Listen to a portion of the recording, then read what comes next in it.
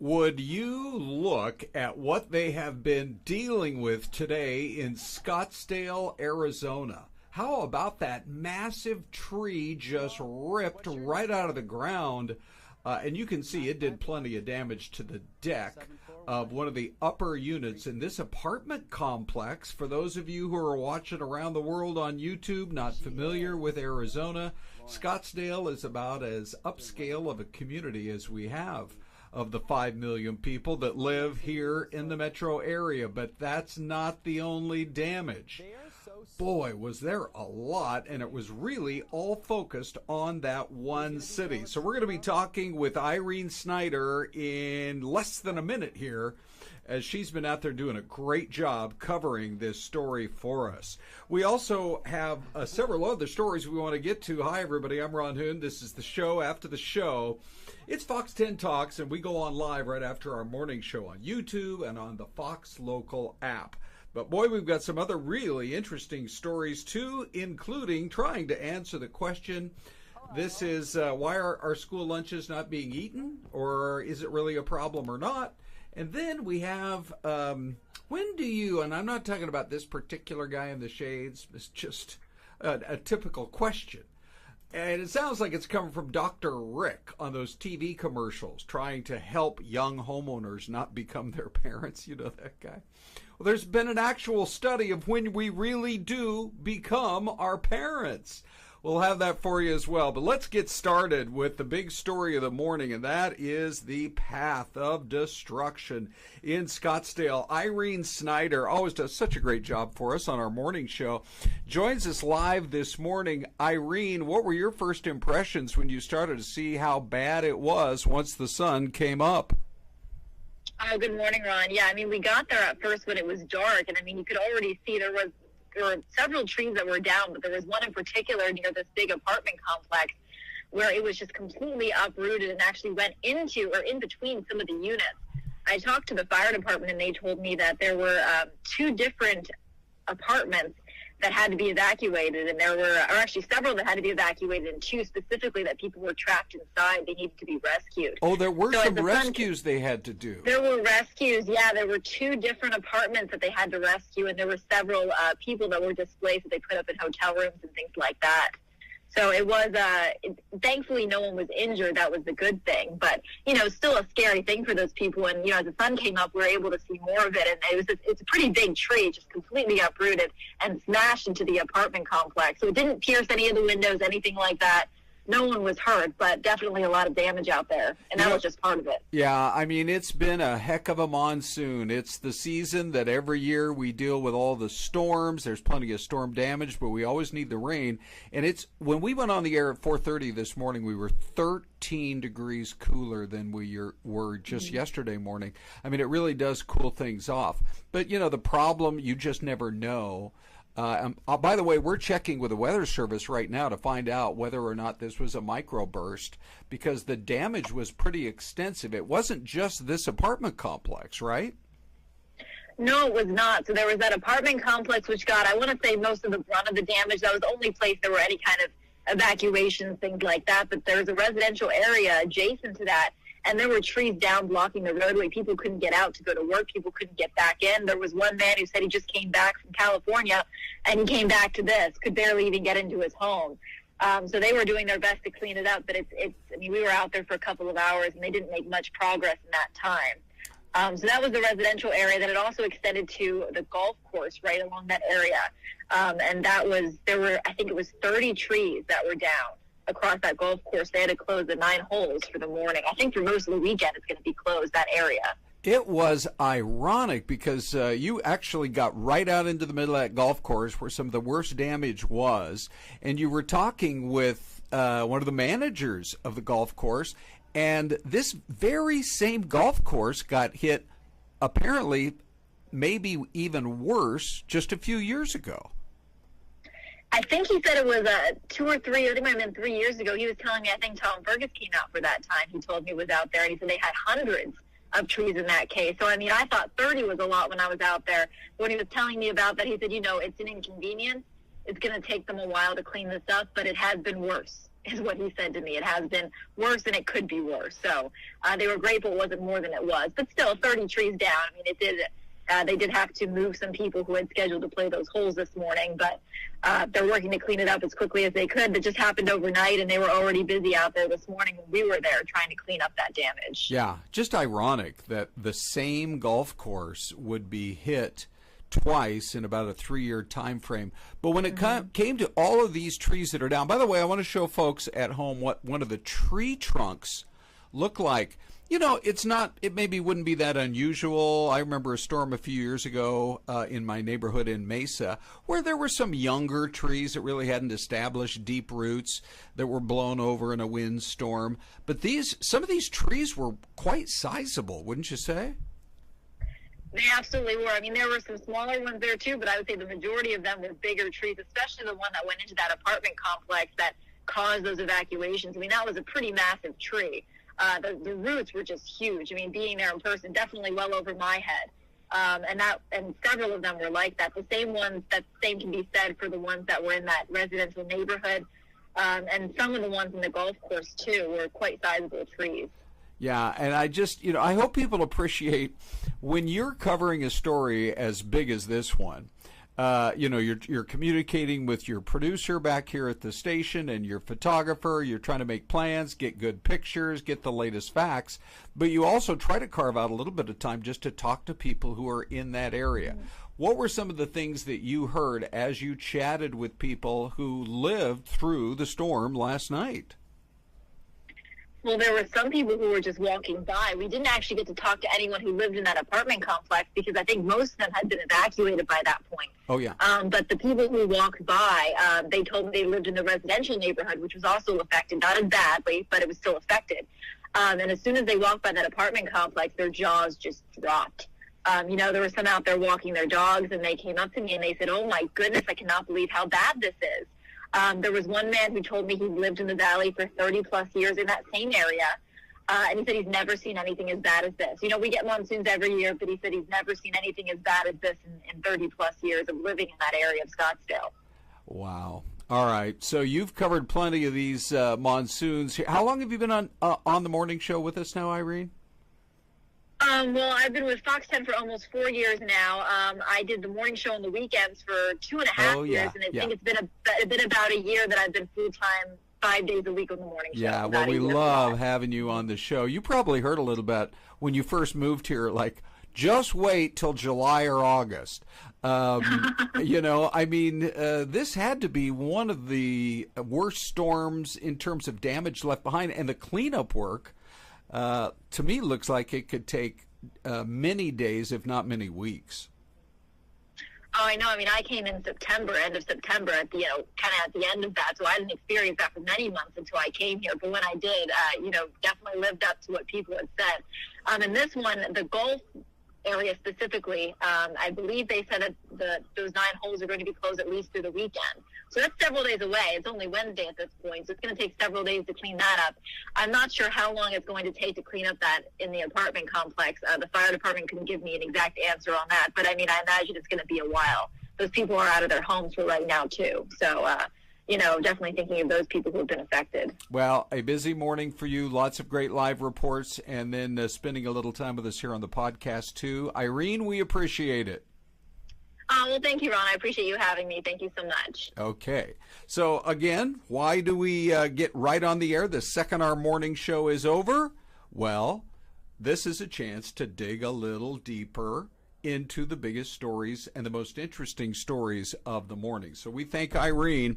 By the way, we're still trying to determine if last night's storm might have played a role in the there were dozens and dozens and dozens of big, beautiful palm trees. These are not tiny trees that were set on fire overnight. And the question is, was it a lightning strike? It turns out that this fire hit in an area around 83rd Avenue and Broadway last night while there was lightning activity in that area.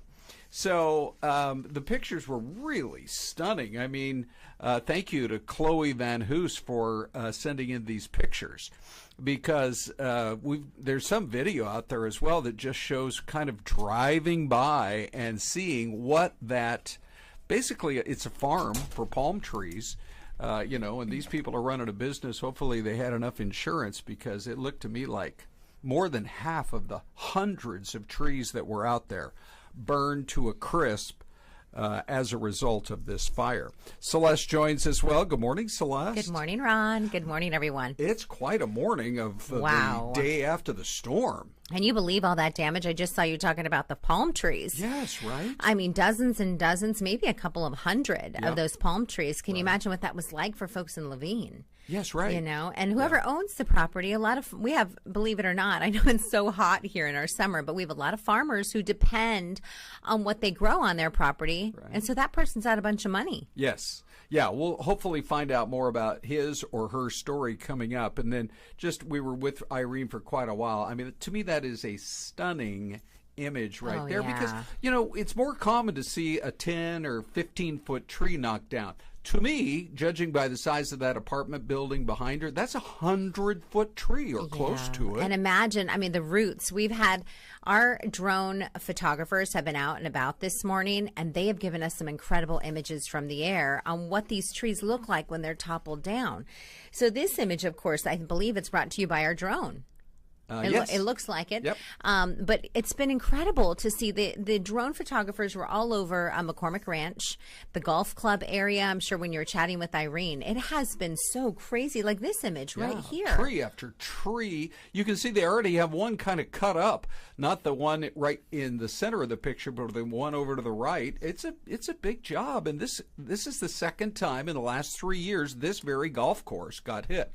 As I was telling people earlier, we've reached out to the Weather Service to figure out if it was a microburst, because that's a good question. When you take a look at that area, that's crazy, right there, that common area just between a few homes, I guess you should be somewhat grateful that the winds were blowing the direction they were, because any one of those trees, if this, let's say that's east-west, I'm looking at the shadows, I think it is east-west, but if any of these trees had blown to the north or to the south, they would have landed right in those people's homes. Well, and you see to the bottom portion of your screen, you see the kids' playground for a toddler. Yes. I mean, anybody could have been in the backyard if it would have come down. The wild thing about these, in Arizona, we have these big trees, right? They give us like lots of shade, but they have shallow roots. Because it's the desert. Right. They're not those big trees you might see in the Midwest or the East Coast that have those deep roots. So for all of our viewers watching on YouTube this morning in the Midwest, now you're probably scratching your head thinking, why did they all blow over? Yeah, how did this different happen? In the desert. Yeah, no kidding. Yeah. Our soil's different, all that stuff. Let's talk a little bit, Celeste, about what we can expect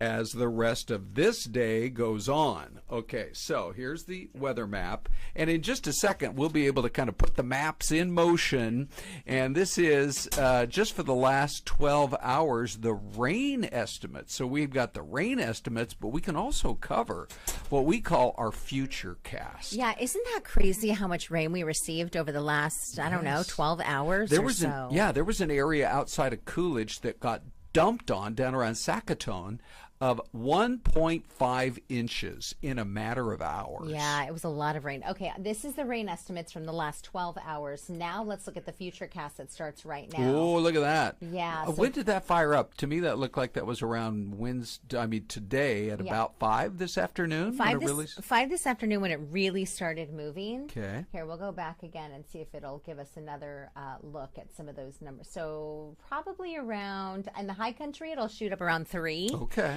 And those afternoon hours, and then those storm cells grow in intensity and they just get bigger and bigger. By about 8:20, that's what we're looking at right here. You can see the strongest cells south of Prescott, so probably Wickenburg area, maybe north of that, Yarnell, Kingman, and then to the south of us, north of Gila Bend and south of Casa Grande. So if you're driving, let's say, from Phoenix to Tucson, you're probably going to run into some rain tonight. Okay. All right. We're going to cover just a little bit more of that coming up in the next few minutes here on FTT Fox 10 Talks. We'll take a quick break for our partners down the line, and we'll answer the question, when do you actually become your parents? I know it sounds like a commercial from Dr. Rick, but this is the real deal. Also, the kid who stole the show at Lambeau Field. You Green Bay Packer fans are going to want to know. Plus, a picture of last night's storm that looks like a...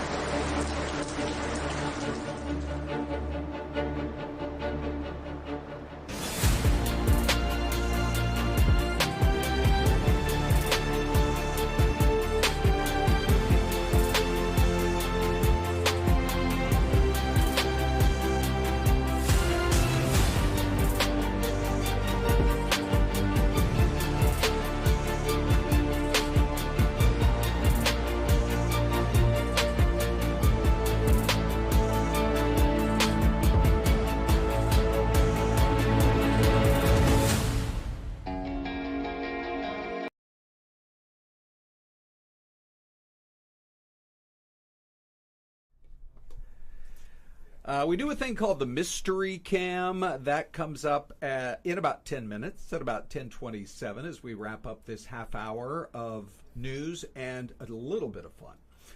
But Celeste, this is Faxon, Virginia. Ooh. And I tell people, if you've never been to the Blue Ridge Mountains of Virginia, make it a point. My ancestors, if you can believe this, right up there in the Blue Ridge Mountains, we have a family cemetery. Do you really? The Hoon family cemetery? No, it's on the other side. It's on my mom's side, the Althizers. Okay. If you drive around up in those mountains, I'm not kidding about this, about every fifth mailbox will be somebody named Althizer. Wow. Yes, right. And so, anyway, it's so beautiful. I've been back there 3 or 4 times, either to visit family or just to enjoy the scenery. But Thaxton, they've got a couple of mountains right in that area. One is called Flat Top, and the other is called Sharp Top. Oh, wow, okay. And the story goes that William Thaxton was a guy who owned a bunch of land back there around 1800. And he kept buying up more, and he created a little town. If you're going to start your own town, what are you going to call it? Thaxton. Correct.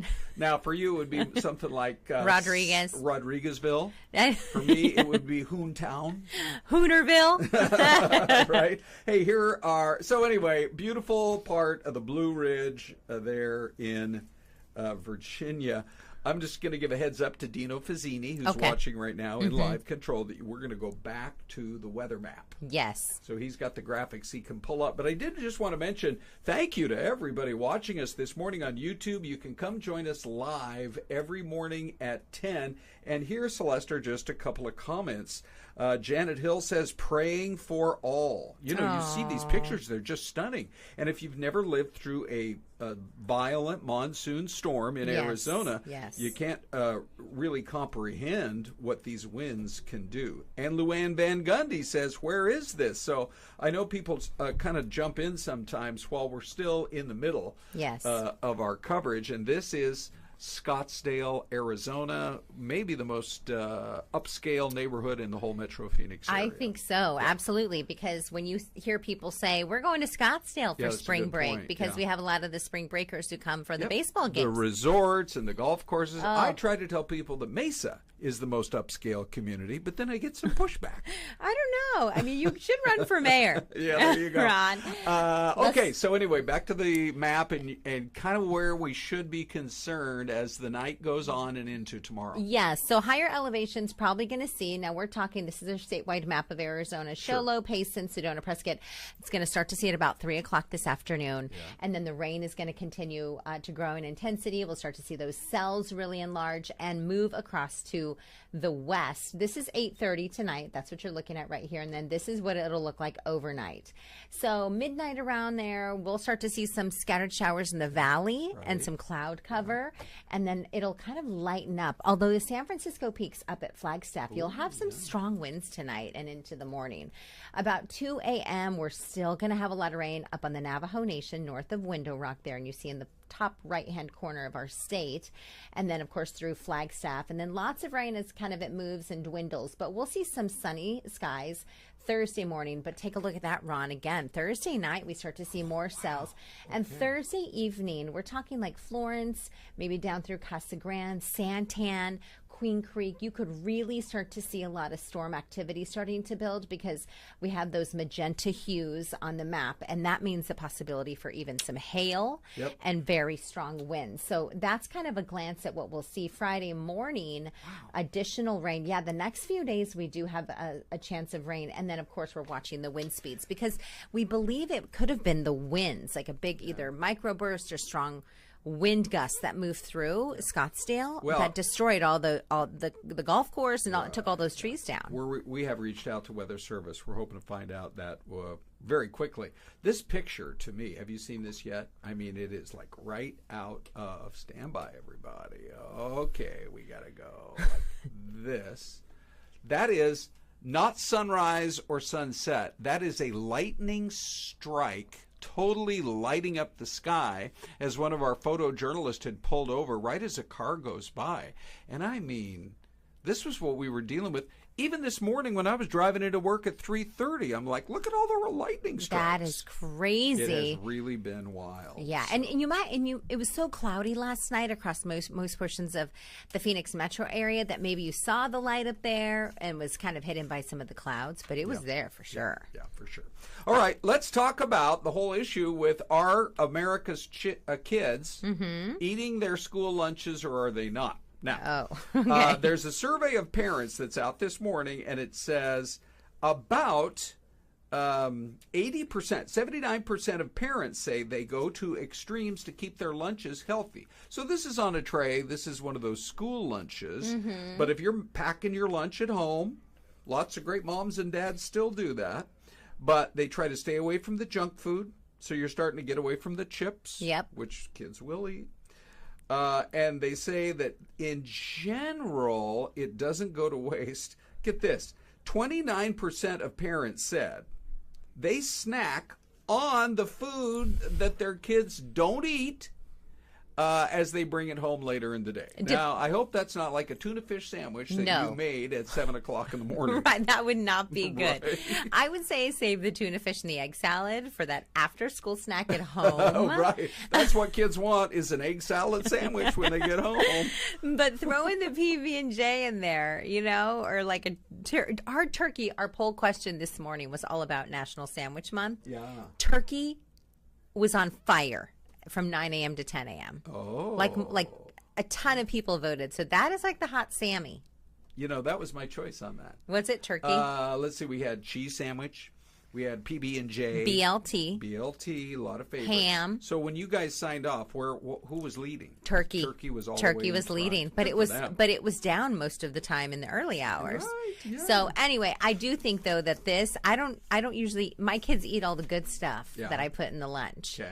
So what they bring home, it's no bueno. Okay. Hey, by the way, Lily Gutierrez is on YouTube, and she is saying my old complex has these in Mesa. Yeah, right those there at big about Mesa Drive, the and big Main trees, Street. the big trees. They got that big park right across the street from the Mormon temple. And there are huge old trees there. Yeah. They got a big playground and all of that. But anyway, for the most part, it looks like many other areas of the valley managed to stay out of trouble. Fortunately. Next question. With apologies to Dr. Rick, every time one of those new commercials comes out, yes, don't you just love them? Yes. I'm trying to help young homeowners not become their parents. Right. I'm trying to help you here. Correct. This new study came out, and here's what it says. A survey says there is an answer to the question, what age do we become our parents? Believe it or not, it starts to happen in your 20s. But we only fully realize that we have become much more like moms and dads when we move into the parenting age ourselves. That is so true. Yeah. And you're like, why did I give my parents so many fits now that I'm a mom or a dad? So about 10 years later, kind of in your 30s, and, for example, they'll start getting to the airport earlier and earlier. Remember the day when you used to squeeze through TSA? Oh, at the very last minute. Correct. Right? And now you're like, oh, no, we got to be there 2.5 hours. Yeah, let's just sit there and have lunch, or let's just sit there and just people watch. Yeah.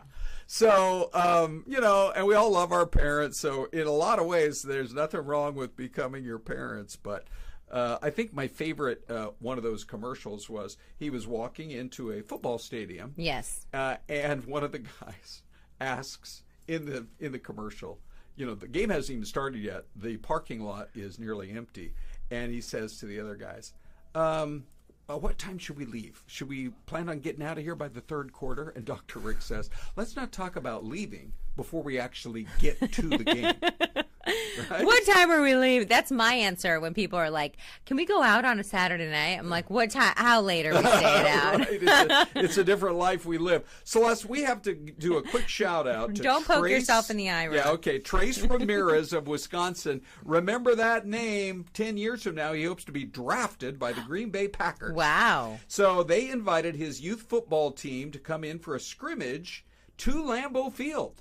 Look at the crowd. You can just tell there's a bunch of people there. This is the pump, pass, and kick competition. And that is when Trace caught not one or two, but all 3 punts from a professional punter. How sweet. And the Packer players were so pumped up about how well he did, they all surrounded him with hugs and a high five. It's like an episode out of Rudy. Oh, it's where everybody's just like loving on him. Yeah, it's really so great. So here was his quote. The reporter there in Green Bay said, "Were you nervous?" By the way, we have a picture from Green Bay, Wisconsin of Lambeau Field. I highly recommend you go there someday. It's the strangest thing because you're basically driving through a neighborhood. Yeah. And then all of a sudden there's a bunch of houses. You go around the corner and here's a gigantic NFL stadium. But here's what Trace said. Reporter, were you nervous? Trace says, yes, my whole body was shaking. My legs were cramped. My body was stiff. And then when I got onto the field, I was by NFL players. So I just relaxed and tried to do my best. Oh, how sweet. I knew you would love that story, I Celeste. love it. Yeah. He's got big dreams, and he's making big plays. Yes, he sure is. All right, let's go to, oh, by the way, there he is. We wanted to make sure Trace got his shout out. Look for him in the NFL in about 10 or 11 years. Those cute dimples. Let's go to the mystery cam now and show you what we can run. Hang on, I got to punch a bunch of buttons. There we go. Oh, wait. Let me try. What's happening with the graphics market, 14. too, Ron? There we Did go. you see? Mystery cam and My the goodness, video. around 50. Oh, that's a good-sized town. We always invite you guys at home to watch us as well. Over 70 people watching us live right now on YouTube. So if you where do have we a think guess, this you is? can type your guess in real quick. Yeah, we got about, you have about 30 seconds to type your Right. guess in. To me, it's pretty mountainous, but it's not mountainous like a Colorado kind of mountain. What about like a Portland or an Oregon? Ooh, could be like an Oregon. Portland's got more big buildings downtown. Yeah, it's a like bigger more city. modern buildings. Bigger city. Yeah. So, but it could be got the terrain of an Oregon. I'll say Oregon. I'll okay. guess Oregon just All for right. fun. Let's see if anybody. Okay. Well, you guys have about 2 seconds. We run a tight ship Ron, around here. what about you? My guess, I'm going to go West Virginia. Oh. To me, it looks like, not a huge city. Yeah. But mountainy. And Ron's usually right. Well, let's see. Let's see what you got. What do you got? Go ahead and show us. Wait, Celeste. what was your West Virginia. Don't tell me it's Virginia. Is it? What is it? No, it's West Virginia. Oh yeah. Woohoo! Huntington. Yeah. Well, I was also gonna thinking go Virginia. with that. I was going to go with Yeah, that. of course you were going to go. Yeah.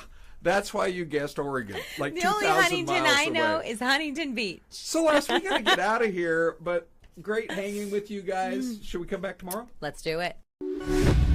You're watching Fox Local Now. Those storms, that's our big story here this morning. The monsoon returning to the valley again last night and brought with it a big storm system. Yeah, it sure did. The storm leaving behind some major damage in one part of the valley as well. Irene Snyder is live in Scottsdale. This is right near Hayden and Via de Ventura.